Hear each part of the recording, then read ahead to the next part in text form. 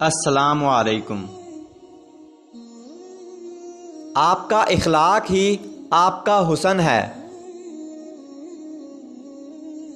عاجزی کے لباس میں دلوں کے یزید ہیں لوگ۔ جب کھونے کی نوبت آتی ہے تب پانے کی قیمت سمجھ آتی ہے۔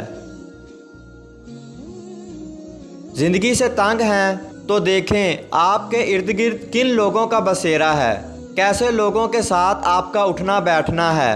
یقین مانیں اگر ہم آج اپنی صحبت ٹھیک کر لیں تو زندگی کے آدھے سے زیادہ مسئلے حل ہو جائیں گے۔ محبت کا سبق بارش سے سیکھو جو پھولوں کے ساتھ ساتھ کانٹوں پر بھی برستی ہے۔ ہم میں سے زندہ وہی رہے گا جو دلوں میں زندہ رہے گا، اور دلوں میں وہی زندہ رہتے ہیں جو خیر بانٹتے ہیں اور آسانیاں بانٹتے ہیں۔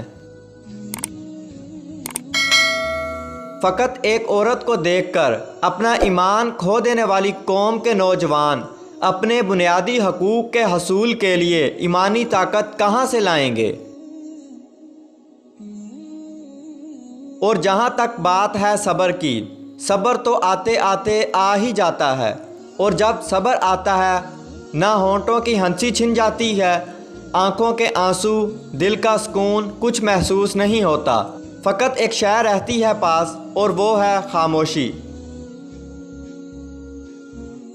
اللہ پاک بہت رحیم ہے، اس کے ہر کام میں بہتری ہوتی ہے۔